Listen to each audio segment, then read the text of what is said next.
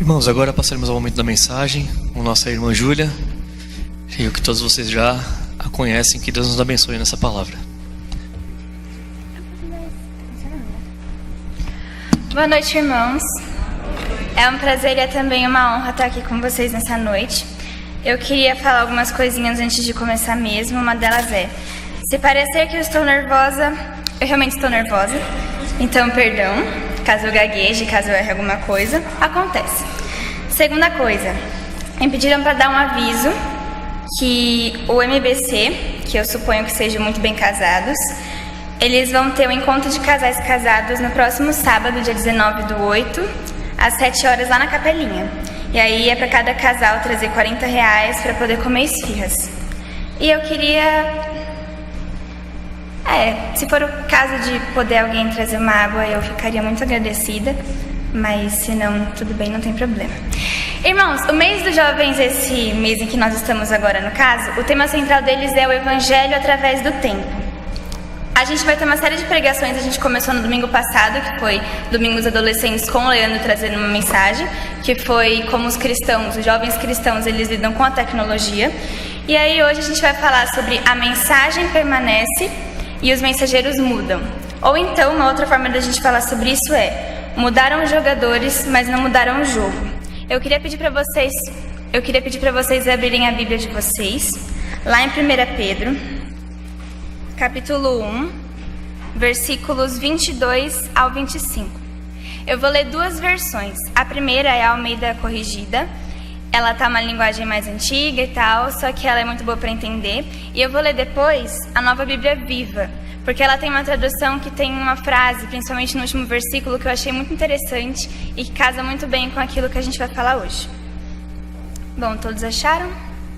Então, 1 Pedro 1, versículos 22 ao 25. Tendo purificado a vossa alma pela vossa obediência à verdade, tendo em vista o amor fraternal não fingido, amai-vos de coração uns aos outros, ardentemente, pois fostes regenerados não de semente corruptível, mas de incorruptível, mediante a palavra de Deus, a qual vive e é permanente. Pois toda a carne é como a erva, e toda a sua glória como a flor da erva. Seca-se a erva e cai a flor. A palavra do Senhor, porém, permanece eternamente. Ora, essa é a mensagem que vos foi evangelizada.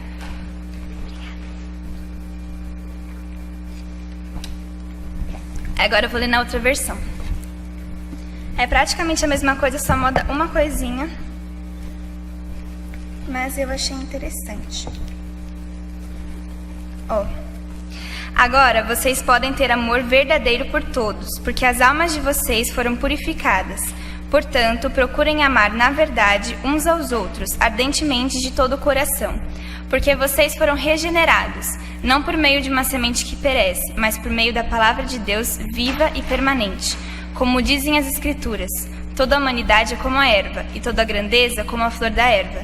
A erva murcha e a flor cai. Mas a palavra do Senhor permanece para sempre.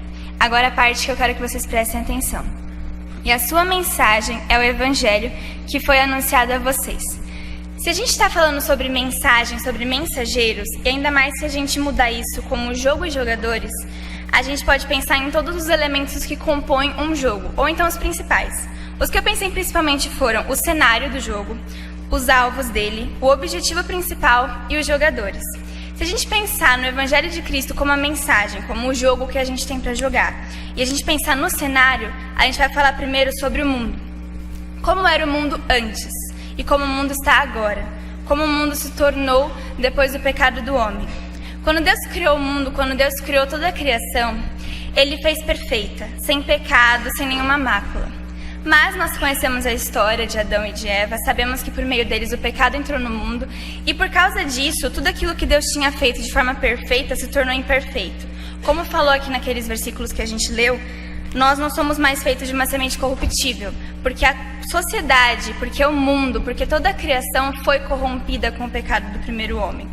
Esse mundo entrou numa degradação constante, entrou num declínio que ia cada vez mais fundo, ao ponto de, em Gênesis 6, de 5 a 6, Deus ter se arrependido. Nesses versículos falam que Deus, ele viu que o mundo estava tão perdido ao ponto do coração dele ter pesado, o coração dele ter ficado triste por ter criado a criação. Deve ter sido muito frustrante para Deus, e com certeza foi. Porque todo o relato de Gênesis que fala a respeito da criação do mundo fala da alegria que Deus sentiu quando criou a terra. Deus fez tudo de uma forma perfeita e o homem estragou isso. E essa constante queda, essa constante degradação levou a sociedade a chegar num ponto em que não uma, não duas, mas diversas vezes Deus teve por bem destruir várias cidades, destruir o mundo inclusive. Na história de Noé a gente sabe que Deus mandou um dilúvio porque toda a sociedade estava perdida. Os homens, eles estavam entregues ao pecado, eles tinham atitudes imorais, eles tinham atitudes liberais, já tinham se desviado de Deus, isso na época de Noé, que dirá então depois na época de Abraão, ou de Moisés, ou então dos profetas. As pessoas, elas se afastaram de Deus ao ponto de que ele teve que mandar um dilúvio para destruir tudo. E Jesus, no caso Deus, nesse momento,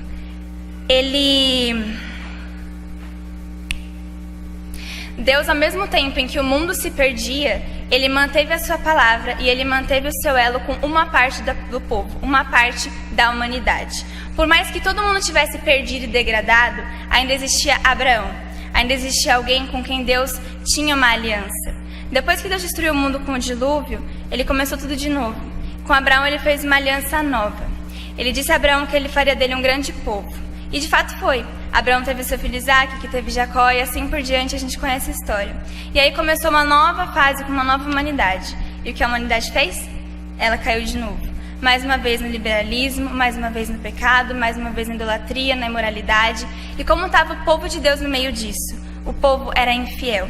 O povo era tão infiel que em Oséias 11, de 1 a 2, fala que Deus, ele acolheu Israel como um menino, como uma criança, e amou e cuidou. Mas Israel várias vezes e constantemente, isso a gente vê durante toda a Bíblia, o povo insistia em se voltar contra Deus. O povo insistia em se afastar de Deus, em pecar, em adorar outros deuses. E como que está o mundo hoje? O mundo hoje está minimamente diferente daquela sociedade corrompida dos tempos de Noé. Se a gente pegar a sociedade de agora, você pega uma sociedade que prega a liberdade, só que essa liberdade, na verdade, é uma escravidão. As pessoas, elas se dizem livres para fazer aquilo que elas querem, livres para ser aquilo que elas querem, mas cada vez mais elas se tornam escravas do próprio pecado e cada vez mais elas se tornam escravas dessa sociedade em que elas têm que, a todo momento, fingir ser algo que na verdade elas não são.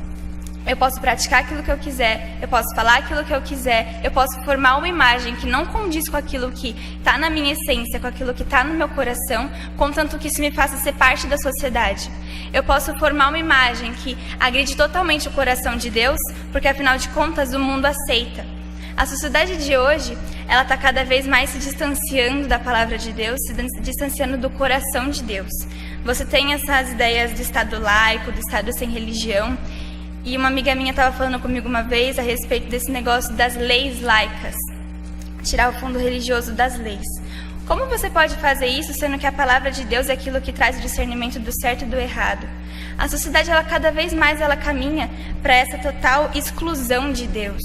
Cada vez mais eles negam a Deus, cada vez mais eles tentam afastar a gente daquilo que o Senhor nos formou para ser lá na criação, antes do pecado, antes da queda do homem. E aí, nessa sociedade, onde as pessoas estão cada vez mais livres, cada vez mais sendo aquilo que elas realmente são, é engraçado quando as pessoas dizem: eu tenho que ser aquilo que eu nasci para ser. Mas o que as pessoas de fato nasceram para ser? O que as pessoas realmente deveriam ser? É aquilo que o coração pecaminoso, que segundo a Bíblia nós não devemos seguir porque é enganoso, diz que elas devem ser? Ou aquilo que o Senhor as formou para ser, seus filhos?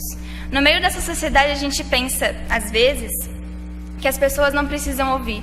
Eu confesso, muitas vezes eu estou com os meus amigos, eu estou com as pessoas no meu dia a dia, e eles parecem tão bem, eles parecem tão felizes, que eu acabo deixando de falar sobre Deus, acabo deixando de falar sobre o Evangelho, acabo deixando de falar sobre o amor de Deus, porque eu acho que elas não precisam. É engraçado que em Romanos 10 está falando que Deus não faz acepção de pessoas. A vontade de Deus é que todos se salvem, mas muitas vezes nós fazemos a acepção. Nós escolhemos, porque nós vemos as pessoas na nossa faculdade, no nosso trabalho, e nós decidimos para quem nós vamos levar essa mensagem. Mas a verdade é que, assim como o mundo era a mesma coisa antes e o mundo permanece degradado e perdido agora, o homem estava precisando e o homem continua precisando de Deus. Esse seria o alvo do nosso jogo. Seriam os não cristãos. Não cristãos. As pessoas que nós temos que alcançar. O mundo precisava de Deus, assim como as pessoas que nele habitavam. Para você ter uma ideia disso, é só você pegar a quantidade de religiões. Eu estava lendo uma pesquisa, e eles estavam falando, historiadores, que até agora eles não conseguiram encontrar registros de uma sociedade, uma civilização, por mais antiga que seja. Pode ser apenas um grupo de pessoas, uma sociedade que não tivesse uma religião. Engraçado é que a palavra religião, uma das possíveis teorias de como ela tenha surgido, é do verbo latino religare, ou seja, ligar uma coisa que foi rompida. Se você vai mais a fundo, tem uma versão que fala que religare significa religar um laço que se rompeu, um laço com uma divindade. É engraçado porque todas as pessoas já nasceram com esse desejo por Deus. Caso contrário, não existiriam as religiões nos povos antigos. As pessoas, elas percebem dentro de si uma ausência, um vazio, e isso leva elas a formarem as religiões, porque dessa forma elas buscam um preenchimento.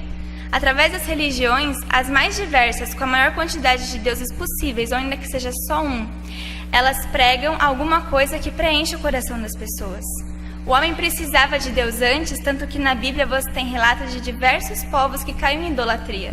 Porque ao contrário do povo de Deus, que apesar da fidelidade de Deus se mantinha infiel, esses outros povos não conheciam Deus verdadeiro, mas eles reconheciam a necessidade de ter um Deus.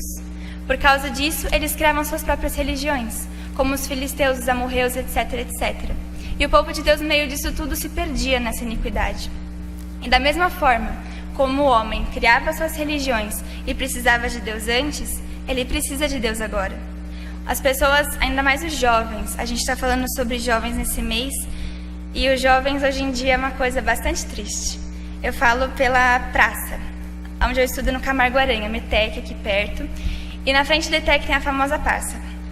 De sexta-feira aquilo lá é absurdamente triste. Como cristã, eu fico no ponto de ônibus, eu tenho que ficar esperando meu ônibus chegar, e eu fico olhando para as pessoas lá, a quantidade de gente que fica lá bebendo, se drogando, com 15, 16, 17 anos. São pessoas com quem eu já falei alguma vez ou com quem eu desisti de falar.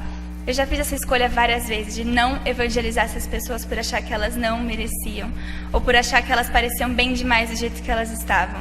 Só que pega uma pessoa para conversar, pega um amigo seu que não é cristão, pega alguém que não conhece a Deus e pergunta qual o sentido da vida dessa pessoa. Eu estava lendo uma pesquisa que fala que a respeito da existência de Deus, fala a respeito da necessidade que o homem tem de existir um Deus. E eu estava lendo num site ateu, e eles estavam falando que muitos filósofos cristãos, e as pessoas em geral, elas acreditam que não pode ter um significado e um sentido para a vida se não existir um Deus. E de fato, qual seria o sentido, qual seria a razão de nós estarmos aqui se não existisse um propósito maior, se não existisse alguém maior com quem a gente pudesse se relacionar?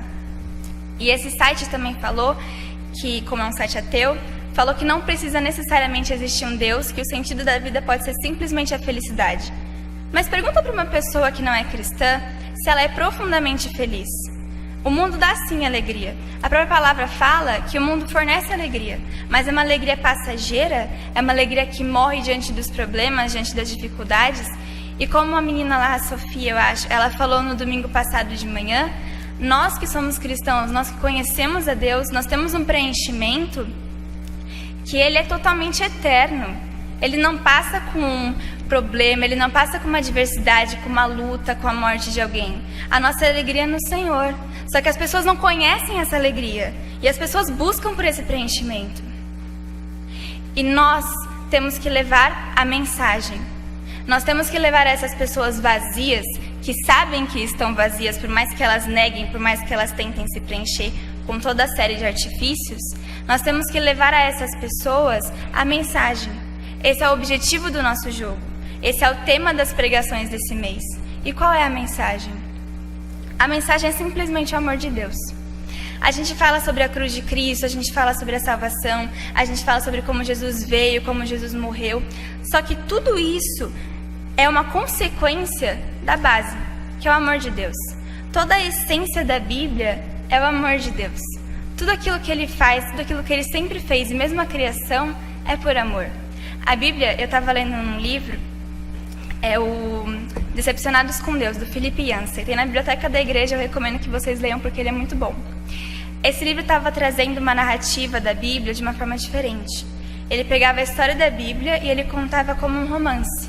Ele contava como uma história de amor de Deus com as pessoas. E ele fala que Deus na criação, seu coração estava tão cheio de amor, porque afinal de contas ele é o próprio amor, que ele viu por bem criar um mundo e criar pessoas para quem ele pudesse direcionar esse amor e de quem ele pudesse receber esse amor em troca. É muito engraçado porque você pensa, o cristianismo é muito diferente de qualquer outra religião que você pode pegar. Eu sempre achei muito interessante estudar religiões diferentes da minha, então eu já li sobre islamismo, hinduísmo, budismo, etc. E eu consegui perceber 3 formas gerais de como os deuses das outras religiões se relacionam com a humanidade e como isso é totalmente diferente do cristianismo, porque o cristianismo, sinceramente, é muito louco. O cristianismo é completamente diferente do que qualquer coisa que você for ver, porque ele traz uma relação de amor. Os outros deuses, ou eles são completamente distantes e frios da humanidade, ou eles são tiranos que se impõem e que exigem adoração das pessoas e dedicação, mas eles não dão algo em troca. Ou então eles são completamente humanos, como os deuses gregos, por exemplo. Eles têm atributos humanos, sentimentos humanos e comportamentos humanos também. O que diferencia eles dos seres humanos é a imortalidade e o poder que eles têm. E eles interferem aleatoriamente na vida das pessoas, como, por exemplo, a Guerra de Troia, que a gente aprende na escola. Eles interferem do lado daquele que eles querem, do lado daquele que é o querido deles. Ou então, uma terceira opção, são os deuses que são guias espirituais para a humanidade. Eles levam as pessoas a alcançar novos níveis elevados de espiritualidade, a encontrar o seu melhor potencial, a se elevar na vida. Só que o cristianismo, ele é totalmente diferente. O cristianismo, ele traz a mensagem de um Deus onipotente, onisciente, onipresente, completamente poderoso e completamente independente da humanidade. E esse Deus resolveu criar seres humanos para amar. E mais, esses seres humanos tinham a liberdade de amar ele de volta ou não. E eles escolheram não amar a Deus. E o que Deus fez? Castigou? Sim, por vezes. Ele destruiu a humanidade? Algumas também. Só que Deus trouxe o seu próprio filho, que além de seu filho é ele mesmo, para morrer. E não foi uma morte rápida, não foi um tiro e pronto, morreu. Foi uma morte dolorosa, foi uma morte que fez ele sofrer profundamente a ponto de suar sangue. Uma morte terrível que eu espero de verdade que ninguém nunca chegue a conhecer. Só que ele passou isso, porque ele sabia que dessa forma ele podia dar pra gente o caminho de volta pro amor de Deus. Ele passou por tudo isso, é a ceia que a gente celebrou hoje. Nós celebramos a ceia justamente para relembrar que ele passou por tudo isso, simplesmente para que a gente pudesse ter acesso ao amor dele de volta. Uma nova oportunidade de sentir esse amor e de amá-lo de volta. É um amor que a gente deve levar para esse mundo que está perdido em idolatria, em imoralidade, esse mundo onde agora tudo é normal, esse mundo onde agora o pecado é aceito livremente. O sacrifício de Jesus, o amor de Deus antes, era o mesmo que ele é agora. O sacrifício continua valendo. Não é porque as pessoas estão diferentes que a mensagem está diferente. Como fala no último versículo, na versão da Nova Bíblia Viva que eu li.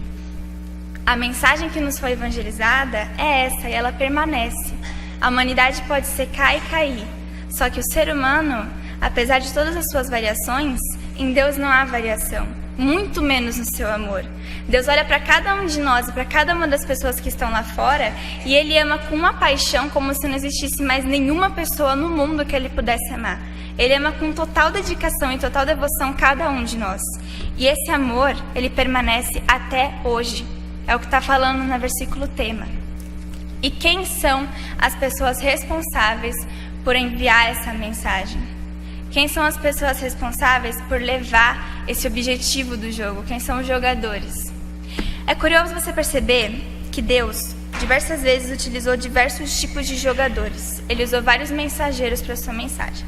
No começo, Deus falava por conta própria, com a própria voz. Pessoas como Noé, Abraão, Moisés e tantos outros, eles ouviram a voz de Deus. E deve ter sido maravilhoso a mesma voz que deu ordem para que a luz existisse, para que as plantas crescessem, ser ouvida por um simples ser humano. E Deus falava com os homens. Só que diante das constantes quedas do povo, diante da constante rebeldia, diante do constante pecado, Deus se silenciou, mas não totalmente. Ele não abandonou o seu povo. Ele enviou os profetas. E os profetas eram aqueles que proferiam a palavra de Deus. Os profetas eram aqueles que levavam a mensagem. E a vida dos profetas não era fácil. A maioria sofreu muito. Jeremias que o diga. Foi preso, torturado, chicoteado, etc. Muitos profetas foram mortos, foram perseguidos, como Elias. Só que eles cumpriam a sua função, que era levar a mensagem de Deus. Depois dos profetas, nós tivemos o próprio Jesus. Depois de 400 anos de silêncio, que são o tempo entre o Antigo e o Novo Testamento, Jesus veio para cumprir todas as profecias. E enquanto esteve aqui, ele constantemente, durante o seu ministério, levava a mensagem do amor de Deus. Ele levava a mensagem da salvação, da remissão, do perdão dos pecados. Durante os anos que esteve aqui, ele curou, ele libertou, ele expulsou demônios, ele trouxe de volta a vida. Tudo isso para glorificar o nome de Deus. Tudo isso para que as pessoas pudessem enxergar o Pai a quem ele estava servindo. Tudo isso para que as pessoas pudessem reconhecer que o próprio Jesus era Deus. E que esse Deus fazia tudo aquilo que fez tudo aquilo através de Jesus, unicamente por amor. Depois disso, Jesus enviou os apóstolos. É engraçado você pegar a diferença entre discípulo e apóstolo. É interessante, porque discípulo é aquele que aprende. Discípulo é aquele que ouve, aprende e depois ensina na função de apóstolo. Então os apóstolos eram aqueles que passaram um bom tempo aprendendo com Jesus como levar essa mensagem e depois se tornaram aqueles que levam a mensagem, se tornaram os mensageiros, os jogadores. Os apóstolos foram por toda a Judéia, Samaria e todas as regiões possíveis, que o diga Paulo, que fez um grande tour ali pela região de Israel e das outras cidades dos gentios para anunciar a palavra, e eles levavam a palavra. Eles levavam a mensagem da salvação que havia em Cristo. Eles levavam a mensagem da salvação que havia naquele Jesus com quem eles tinham convivido. Jesus os mandou com autoridade para ir e pregar o evangelho para toda a criatura viva, como a gente vê lá em Mateus 28, 19 ao 20. E agora, as pessoas que estão responsáveis, as pessoas que têm a autoridade dada por Jesus para levar essa mensagem, os mensageiros, somos nós. Os mensageiros somos eu, são vocês. E nós temos a capacitação por meio daquele que foi o mesmo que capacitou os discípulos e o próprio Jesus. É engraçado, eu falei muitas vezes é engraçado, eu vou variar. É interessante a gente perceber como Deus, ele agiu de 3 formas diferentes e ele agiu os 3 de uma vez só durante toda a Bíblia. Na criação, acho que a gente falou sobre isso no MBD, eu acabei lembrando. Na criação, Deus Pai foi aquele que deu a ordem para que fosse criado. Jesus foi o verbo através do qual as coisas se criaram. E o Espírito Santo foi aquele que atuou na criação. E agora, na época de Jesus, Deus Pai foi aquele que enviou Jesus. Jesus foi aquele que veio à Terra. E depois dele, ele deixou a outra parte de Deus, o Espírito Santo, para estar conosco como nosso Consolador e como nosso Conselheiro e como o próprio Deus habitando dentro de nós. Jesus, quando começou seu ministério, ele foi batizado nas águas e naquele mesmo dia o Espírito Santo veio sobre ele. A partir daí ele começou com todos os seus milagres, com as maravilhas e com a anunciação da palavra do Evangelho, com a palavra do amor de Deus e da salvação. Depois ele disse para os discípulos, olha, eu vou subir para o céu, vocês vão ficar lá numa casa e vocês vão ficar esperando o Espírito Santo vir. Quando ele vier, vocês vão e vão anunciar o Evangelho e vocês farão tudo isso que eu fiz e farão muito mais pelo poder daquele que opera em mim. Esse mesmo Espírito Santo que estava disponível para os apóstolos, ele está disponível para a gente. Eu acho que a gente às vezes não tem consciência disso. Acho que foi numa EBD alguns meses atrás, eu não lembro quem foi, mas algum jovem ou uma jovem disse que não sabia ao certo se deveria levar a palavra, se deveria evangelizar os seus amigos, porque não tinha coragem. E eu me lembrei daquele versículo que fala que nós não fomos cheios de um espírito de covardia, mas de um espírito de ousadia para anunciar a mensagem do Evangelho a toda a criatura viva.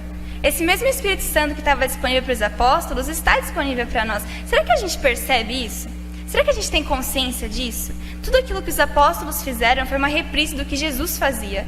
E tudo isso que eles fizeram nós também podemos fazer.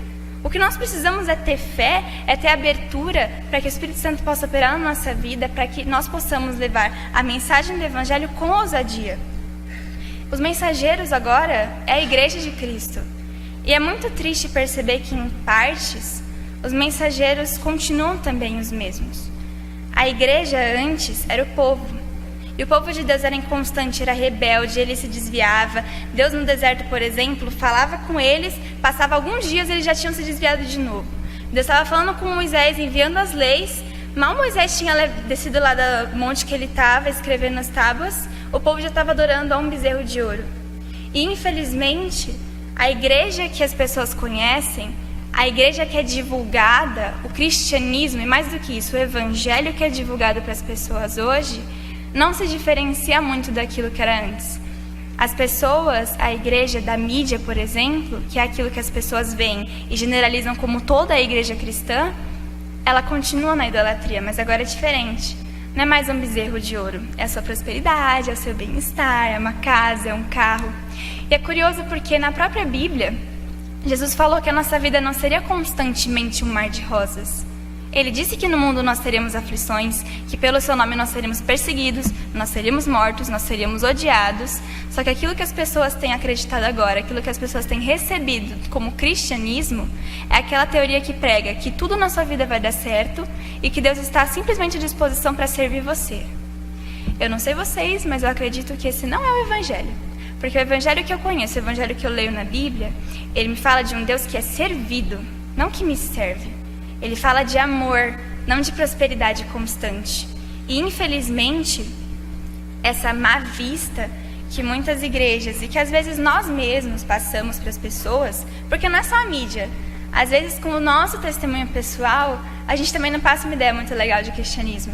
Eu falo por mim mesma. Ano passado aconteceram várias coisas, eu estava no intervalo falando com alguns amigos e eu estava muito nervosa. E um amigo meu que é cristão, ele veio conversar comigo e falar que Deus tem planos para minha vida. E um outro amigo nosso que não é cristão sentou junto da gente e perguntou: "Ah, você está tentando evangelizar a Júlia?" "Não, colega, eu sou cristã." Só que eu não demonstro isso muitas vezes. Eu estava lendo a devocional ontem, ela fala a respeito de microdecisões.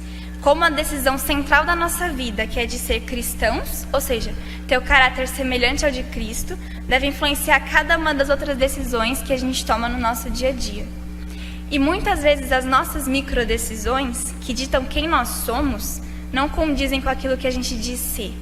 O ser cristão, o levar a mensagem do Evangelho, vai muito mais do que aquilo que a televisão ensina ou do que grandes mobilizações. É com as minhas pequenas ações do dia a dia, sem fazer a famosa acepção de pessoas, evangelizando a todos que estão à minha volta.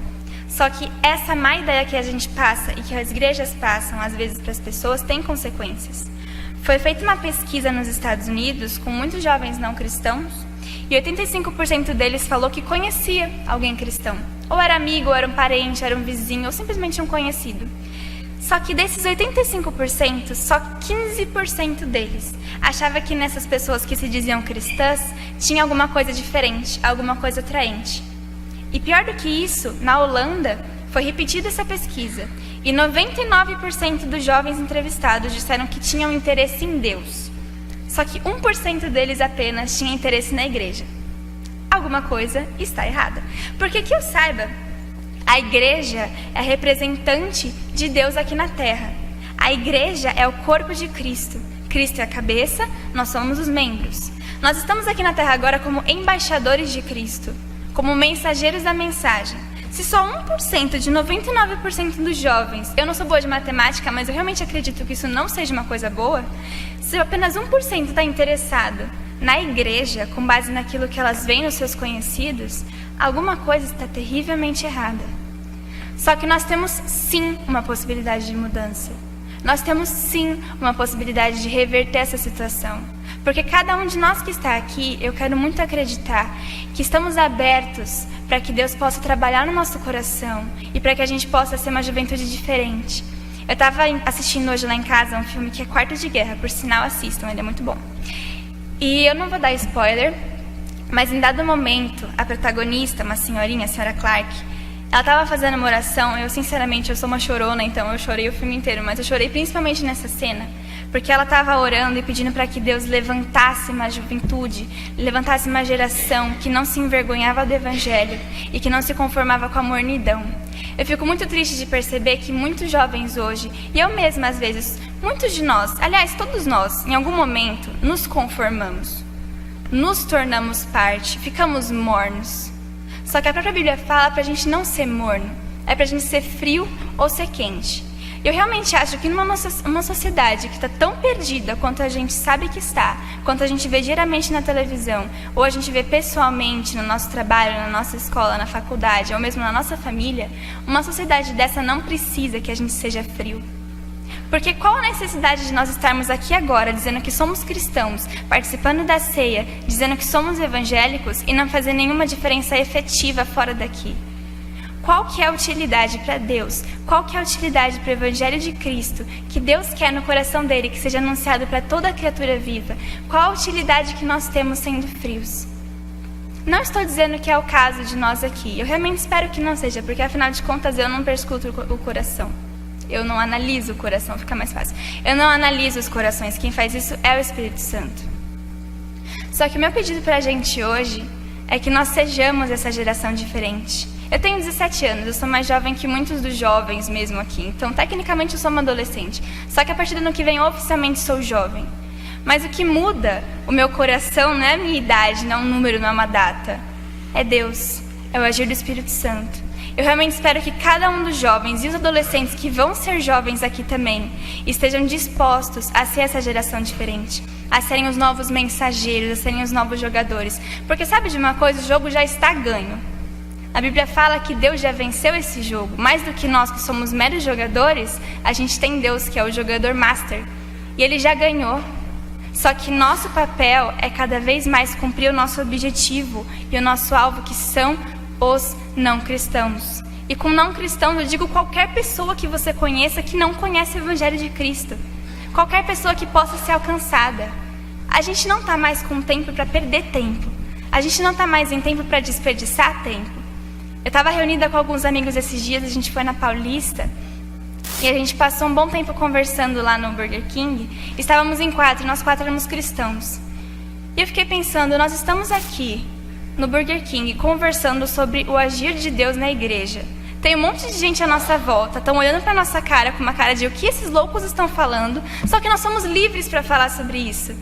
A gente tem total livre... A gente está num país que tem sim discriminação, tem sim perseguição religiosa, só que não dá para comparar com países da Ásia, com países do Oriente Médio. A gente está num país em que a gente pode pegar a nossa Bíblia e andar com ela debaixo do braço na rua. Se você faz isso em outro país, você pode, no mínimo, ser morto. A gente não valoriza essa liberdade. Nós, como mensageiros, às vezes não valorizamos essa liberdade que a gente tem no país chamado Brasil de levar a mensagem. E outra parte do tema é que mudam os meios, mas não mudou a mensagem. Realmente, a gente tem muito mais meios. Como disse o Leandro no domingo passado, a gente tem agora as plataformas digitais que alcançam pessoas que a gente nem sabe que alcançam. Por exemplo, a transmissão online aqui do culto. O culto pode chegar em países que a gente nunca vai visitar pessoalmente.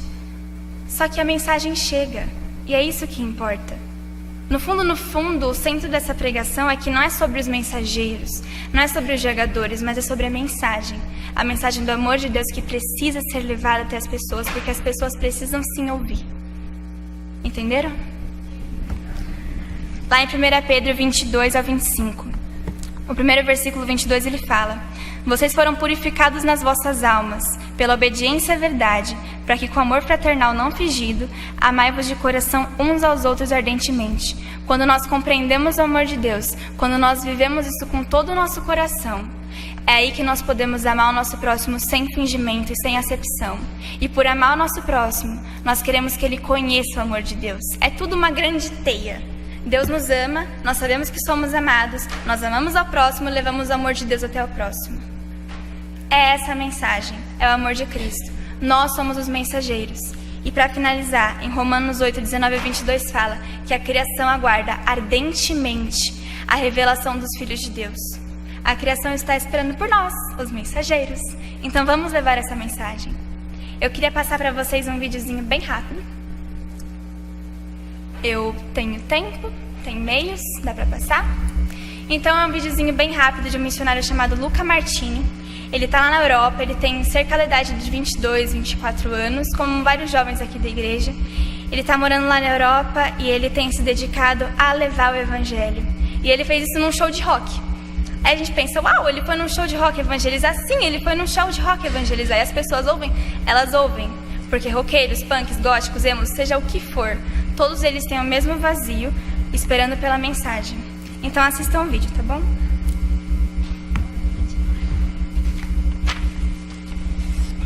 Good morning from heaven, good news from heaven, Jesus loves you. A minha intenção com esse vídeo é de chocar você. Quero te mostrar uma realidade que talvez você não conheça. Te mostrar que o mundo não é como você pensa. Que o mundo está perdido, isso nós sabemos. O que parece não saber é que esse mundo perdido precisa de salvação. Só que a impressão que eu tenho é que esse mundo não só precisa, mas está buscando uma salvação. My name is Philippe. I'm one of the leaders of this evangelization here at the Worcester Festival. I'm here because my story is really connected with that kind of festival. 94, I was 17 and then I was kind of drug addict. I was run out from my home. I was crazy teenager who was in the punk rock festival, the biggest festival in the Eastern Europe in that time. Then someone gave me Bible and preached me gospel to that kind of festival. And I was totally in miracle ways I get saved. Sem conhecer a Deus estão perdidos, bêbados, deprimidos ao ponto de se cortar, de não desejarem mais a vida. Estar perdido é não conhecer a Deus. Estar perdido é não fazê-lo conhecido. I don't like church. I'm so atheist. I love church, but I'm not quite sure if church loves me. Christians church. I think there's not love. There's also always lies. Mentiras. O que conhecem são mentiras. Que Deus não existe é uma mentira. Uma igreja que não ama é uma igreja de mentira. Mas o que aconteceria se uníssemos duas verdades? Jesus e o amor que está no seu corpo, a igreja. A história fica muito mais interessante a partir daqui. I don't like religion. I think religion is a lie. But I believe in this man died on the cross. I believe he was a real man. Love is here. Love is here. Love for people, for anything. What you love it. Just love it. Not for religion. You know that this man, he died because he loved people. He loved people. Religious people hated him and killed him. Yes. But he loved people. He loved people. He came to tell people that they are real, they're loved. Unfortunately, people made him a religion. But he came to tell people that God is not a religion. That God is real, God is love, and he cares about people. And he said that people are real, and there is hope for people. True. Mattia, we love you, man. Me too. Me too.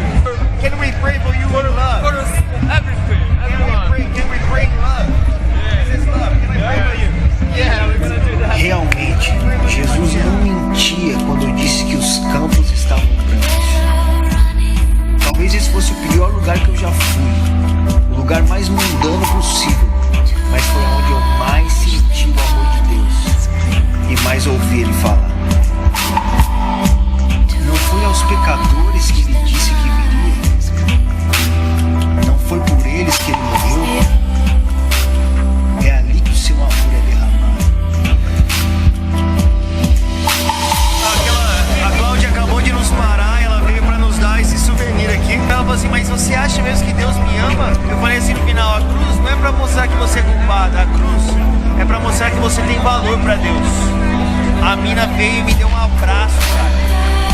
O que nos levou a não acreditar que o Evangelho tem poder para salvar uma geração?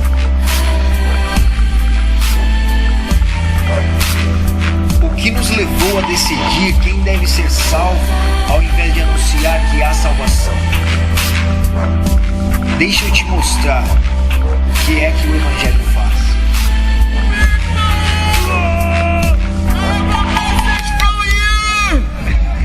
I came from Brazil, stop and listen, come on! I have a special message from you, for you, especially for my friends! Hey. Você tá vendo essa menina aí? Você lembra do Matias? I'm so atheist. Pois é, é namorada do Matias. Todo Nós mundo aqui encontramos de eles de novo, manhã. malucão. Punk rock Woodstock for Jesus. Yeah, come on, Holy Ghost. Encontramos eles à tarde e agora no meio da pregação eles apareceram também. Os dois diziam não acreditar na existência de Deus, mas Deus nunca deixou de acreditar nos dois. Woodstock people about love, hope, and freedom, because we are looking for that, and we are tired. He was not normal. He was so strong that he overcome the death at the third day, and his name is Jesus. Come on! And he loves you. Come He on, loves Moa! you. He did this sacrifice for you because he wants you. Eu não sei explicar muito bem o que acontece quando o evangelho é anunciado. O que me parece é que esse Deus está vivo e muito interessado na humanidade. No meio dos pecadores foi por onde ele andou e continua andando. Talvez eu não consiga te explicar, mas posso te mostrar o resultado.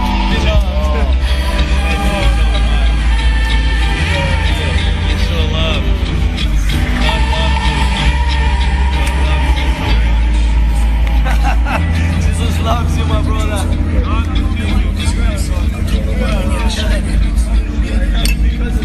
You loved us first. That's why we love you, man. And I love you. I love you, God. You guys are crazy.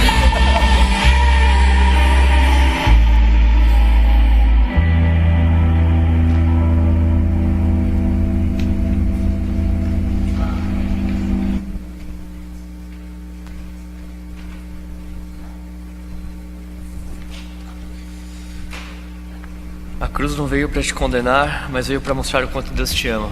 Essa é uma frase bem forte.